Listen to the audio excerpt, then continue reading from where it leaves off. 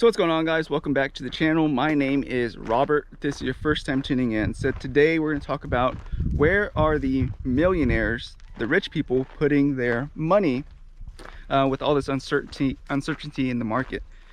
So again, my name is Robert. If you gain any value from this, don't forget to like, share, and subscribe to the channel. It goes a long way.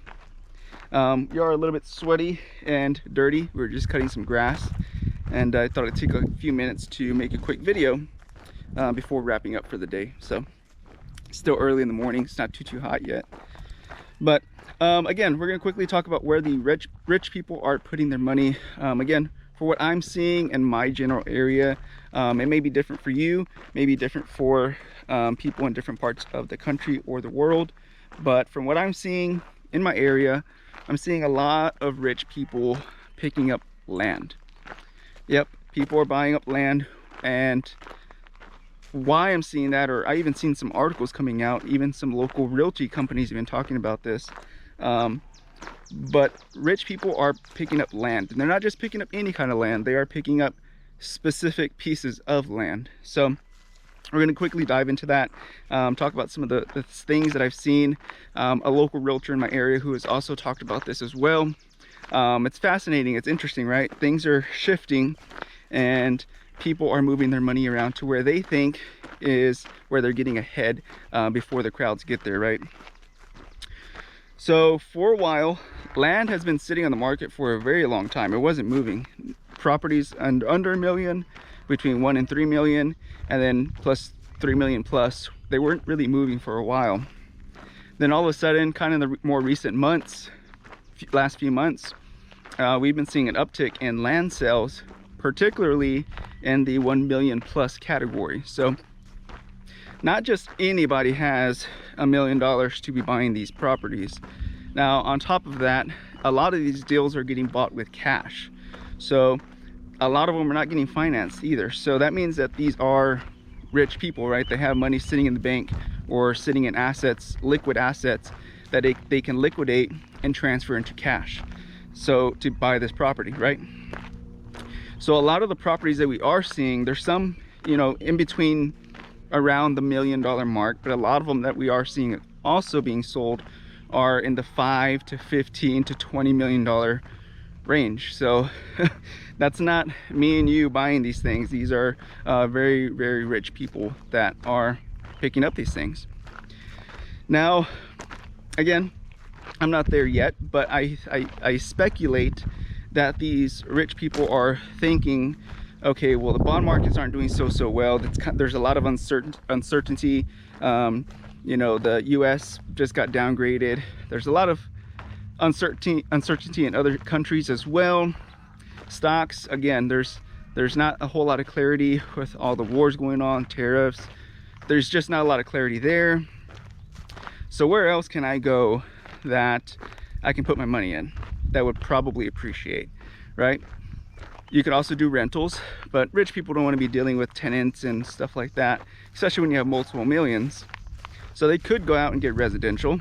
They probably think that'll appreciate, but it's a lot more work as well. So what's the next best thing when it comes to putting my money where it's going to grow and hopefully be protected and safe and go up with inflation in case the government starts printing more money? Land. A lot of these people are, you know, they're not necessarily looking for a high return as far as like a dividend or cash flow. They're just looking to protect their money. They're already wealthy, they're already rich. They don't need to necessarily gain a tremendous amount, but they just don't want to lose it. They don't want to lose their money. They've gotten to that point by making the money, now they need to keep it, right? So that's the thought process that I'm thinking that they are thinking. You know, I could be wrong, but they want to keep their money. So what is something that is technically safe, that'll go up in value, that takes the least amount of work? Now again, millionaires, they want to have fun, they want to spend their money, they want to enjoy their lives, right?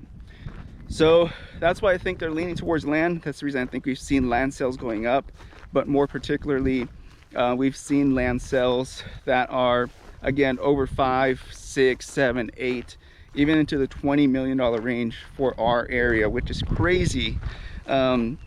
That's a lot of money that's being moved. Now again, a lot of these deals are getting bought in cash, so again, they have the money to be able to liquidate from wherever they're liquidating it from to be able to pour this into land. Now we'll get into the details of the types of land they're buying. So there's still a lot of land on the market. I wouldn't say a lot, but there's a good amount of land on the market still today. Some has been sitting for over a year. I keep an eye on these things a lot, and a lot of them are still there for a year. Now, some have other issues. Some have oil traffic, some have no mineral rights, some have no structure, maybe no trees, it's just plain Jane land. There's different things going on with different properties. But the properties that seem to be piquing the interest of these millionaires is what I would call trophy properties. For one reason or another, trophy properties seem to appreciate ever so slightly higher or faster than regular properties because they're rarity, they're just unique. There's something about them that separates them from all the other properties. So that's what these millionaires are going after, is these trophy properties. Now, what's a trophy property for this area? Trophy properties, there's a few that have kind of sold off more recently. I'll talk about one specifically, I'll talk about a couple others. So one in particular was it's kind of like in the hill country, right where the hill country breaks, and it had a unique little arch in the rock structure where the water would go through. That's very unique, that's very hard to find, and it's almost like a park setting, a state park setting, without being a state park. That's a unique structure that not every single ranch or property is going to have.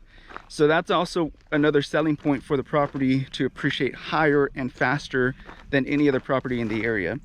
Not every single property is going to have an arch where the water can flow two of one ways on the property. That's something that's unique to that property.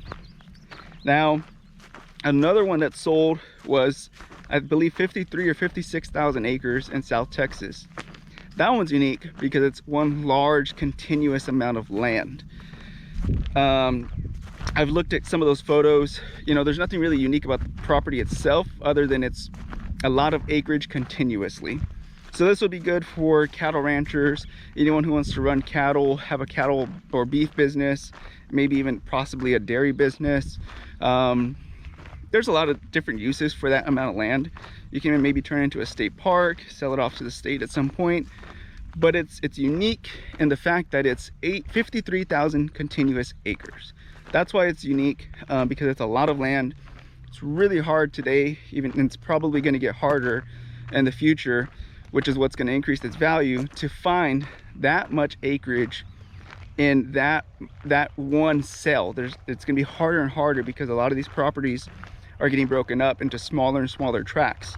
So 10, 20 years from now, it's probably going to be damn near impossible to find a piece of property that is that large that is selling as one whole piece. So that's something that's unique to that property.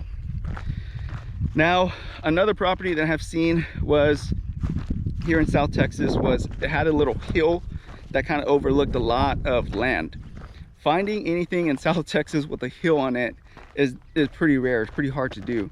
So anything with some kind of elevation change is really hard, really tough to find here in South Texas, which is another selling point and another rarity, or something that is exclusive to that property. You can't just find that on every single property here in South Texas. So that separates that piece of property from all the others. Not every single property is going to have that. Again, it's a good place to build a home. Who doesn't want to live on top of a hill and be able to see for miles and miles and miles, especially on clear days? So I'll quickly talk about one more, and then we'll kind of wrap it up there. Another one was, this one was more towards the hill country, and it had huge valleys and canyons, but the valleys and canyons were really, really green. It had a creek, and it was a large amount of land for that area. But it is somewhat unique in the fact it is in a high value area. That area does tend to appreciate faster, but it also was unique in that it wasn't necessarily bare. A lot of the hills and mountains, sometimes in the hill country, not all, but most, are kind of more bare. This one was really, really green. It had a lot of structure, a lot of growth. It was pretty symmetrical on both sides as well, which is also pretty cool. It also had a lot of privacy. It had a long driveway just to get in there. I think it was actually an easement road too, if I'm not mistaken. So the fact that it was really private, it was tucked away really, really far in the back, and it had those canyons, it had a creek. That's really unique to that property because, you know, people with money also want to pay extra for privacy. They want to pay for exclusivity. They want to pay to get away from everybody and everything. So that's another unique thing about that property, is that it is so far away and that it isn't easily accessible to just anyone. So that increases the value for that specific property. So those are my couple properties I'll quickly discuss. Hope you gained some value from this. Again, that's just what I'm seeing in my area. There could be other things happening in other parts of the country, other parts of the world, but that's just what I'm seeing here. So without further ado, be careful, be good, take care, God bless. See you guys in the next one. Bye-bye.